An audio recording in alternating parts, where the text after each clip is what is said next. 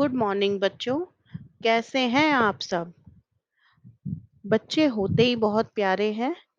और बच्चों, क्या आप मुझे बता सकते हो कि आपको सबसे ज्यादा प्यार कौन करता है? बिल्कुल सही। सबसे ज्यादा प्यार बच्चों को उनकी मम्मी करती हैं। और बच्चों, माँ के लिए चाहे बेटा हो या बेटी, वो दोनों ही उसके दिल के टुकड़े होते हैं। लेकिन बच्चों, फिर भी एक माँ और बेटी, इनका रिश्ता बहुत ही खास होता है। माँ अपने जीवन के सारे सुख दुख अपनी बेटी के साथ ही बांटती है। और इन दोनों का रिश्ता बहुत ही करीब, नजदीक और निराला होता है। बच्चों, जिस दिन से घर में बेटी का जन्म होता है, माँ उसके विवाह के बारे में सोचने लगती है और चाहती है कि उसकी बेटी के लिए कोई राजकुमार आए। लेकिन जिस दिन वास्तव में बेटी की शादी होती है, उस दिन माँ के दिल की हालत बस माँ ही जानती है। क्योंकि माँ बेहद दुखी होती है। और यह दुख इसलिए कि जिसके साथ वह अपने सारे सुख दुख बांटती थी, आज वो उनसे दूर हो जाएगी। लेकिन बच्चों, दुख सिर्फ इतना ही नहीं, बल्कि इस बात की वजह से भी होता है कि माँ अपनी बेटी के भविष्य को लेकर बहुत चिंतित होती है। वह सोचती है कि अब तक जिस बेटी को मैंने इतने लाड़ प्यार से पाला, उसके जीवन में सिर्फ सुख ही सुख भरे, अब नए घर में जाकर जाने उसका जीवन कैसा होगा, वह वहां पर निभा पाएगी या नहीं, अपनी सारी जिम्मेदारियों को उठा पाएगी या नहीं। और इसी वजह से माँ बहुत दुखी होती है। बच्चों, माँ के लिए अपने बच्चे तो हमेशा ही छोटे रहते हैं। लेकिन जिस लड़की की शादी होती है, जिस बेटी का विवाह हो रहा होता है, माँ के लिए वो बेटी अभी भी बहुत भोली भाली और सरल होती है। और उनकी नजर में बेटी सयानी नहीं होती।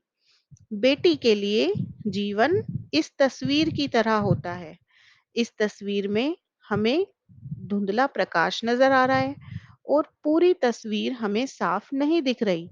इसी तरह बेटी को धुंधले प्रकाश से अपना जीवन नजर आता है और वह उसमें सिर्फ सुख की ही कल्पना कर पाती है। क्यों? क्योंकि अभी तक तो उसका जीवन सुखों में ही बीता था और दुनियादारी से उसका कोई वास्ता ही नहीं पड़ा था।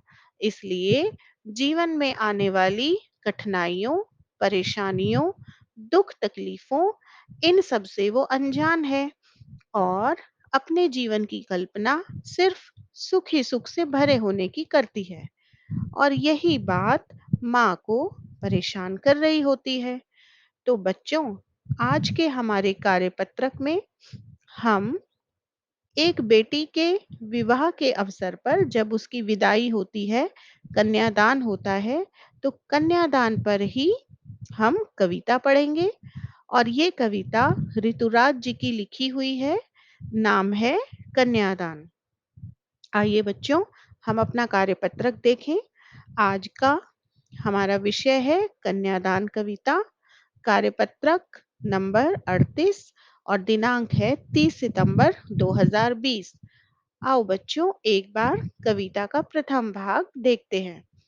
कितना प्रामाणिक था उसका दुख, लड़की को दान में देते वक्त, जैसे वही उसकी अंतिम पूंजी हो।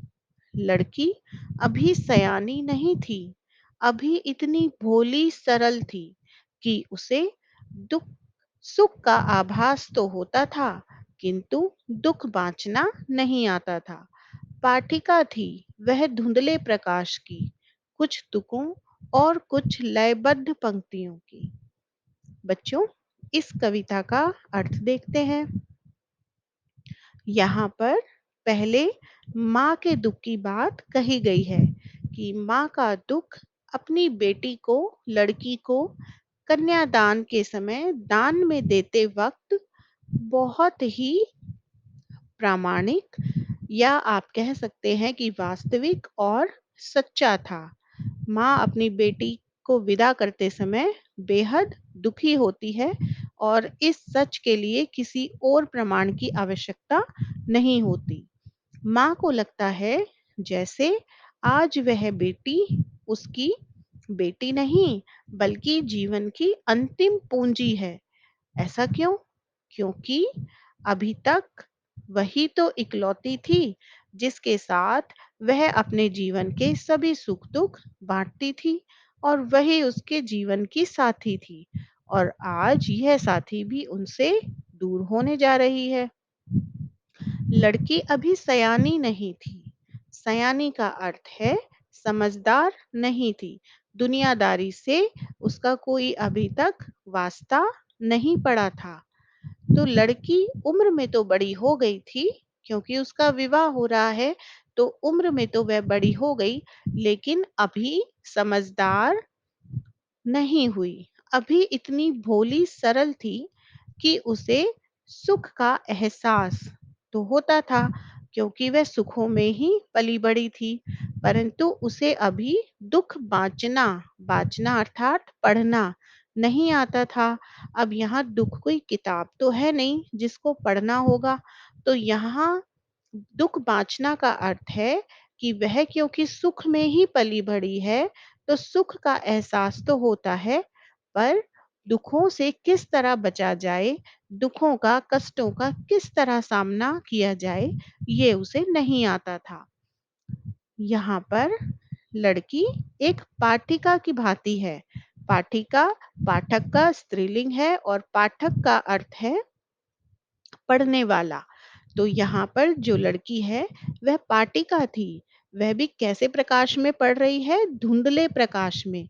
और अभी हमने सीखा था कि धुंधले प्रकाश में चीजें हमें स्पष्ट नजर नहीं आती। तो वह किसे पढ़ रही है? आने वाले जीवन को।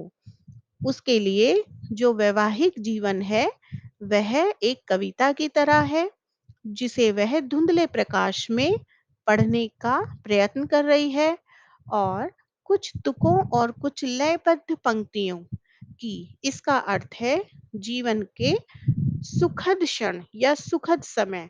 यानी लड़की इतनी सीधी सादी और सरल है कि उसे जीवन सुखों से भरा हुआ नजर आ रहा है और वो स्पष्ट रूप से अभी यह नहीं समझ पा रही कि आने वाले जीवन में कौन-सी समस्याएँ आएँगी, किस वास्तविकता से उसका परिचय होगा। तो बच्चों, अभी हमने इस कविता का प्रथम भाग पढ़ा और अब हम इसका भावार्थ देखते हैं। प्रस्तुत पंक्तियों में कवि ऋतुराज कहते हैं कि अपनी लड़की का कन्यादान अर्थात शादी के बाद विदा करते वक्त किसी माता का दुख बड़ा ही स्वाभाविक होता है। हर माता को यह लगता है कि उसके जीवन की आखिरी जमा पूंजी भी उससे दूर चली जा रही है। बड़े ही लाड़ दुलार से उन्होंने अपनी बेटी को पाल पोस कर बड़ा किया था। आखिर अपनी बेटी के साथ ही तो वे अपने जीवन का सुख दुख बांटती थीं। वही तो उनके जीवन की साथी थी पर अब यह साथी भी उनसे दूर चली जा रही है। आगे कवि कहते हैं कि लड़की बड़ी तो हो गई थी लेकिन पूरी तरह से सयानी नहीं हुई थी अर्थात दुनियादारी की समझ अभी तक उसमें नहीं आई थी। उसने अभी तक अपने घर के बाहर की दुनिया नहीं देखी थी। उसे जीवन की जटिलता का सामना नहीं करना पड़ा था। उसका जीवन अभी तक बड़ी सरलता से बीत रहा था। यही कारण है कि उसे खुशियां मनाना तो आता था लेकिन परेशानियों का सामना कैसे किया जाए ये अभी तक नहीं पता था।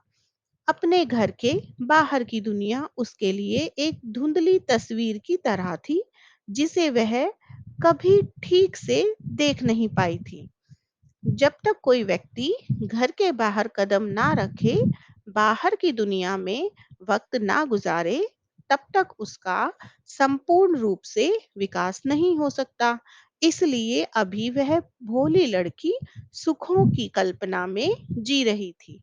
तो बच्चों, अब हम इस कविता और उसके भावार्थ को समझने के बाद इसके प्रश्न उत्तर देख लेते हैं। पहला प्रश्न है, माँ को अपनी बेटी अंतिम पूंजी क्यों लग रही थी? सोचकर बताइए। तो इसे तो हम समझ गए, ये हम लिख सकते हैं। आपके विचार से लड़की को दुख बांटना क्यों नहीं आता होगा? बच्चों, इसका उत्तर भी बहुत ही सरल है। आपकी दृष्टि में कन्या के साथ दान की बात करना कहाँ तक उचित है? तर्क दीजिए। बच्चों, जब हम किसी कन्या के साथ उसकी शादी के बाद कन्यादान शब्द का इस्तेमाल करते हैं, यानी कि उसे विदा कर देते हैं, तो ये बात एक दान ही कहलाती है। और आपने सुना भी होगा कि कन्यादान से बड़ा कोई दान नहीं होता। ये पहले से चलती आ रही कुछ बातें हैं। लेकिन बच्चों, कन्या कोई वस्तु तो है नहीं जिसे हम दान में दे दें।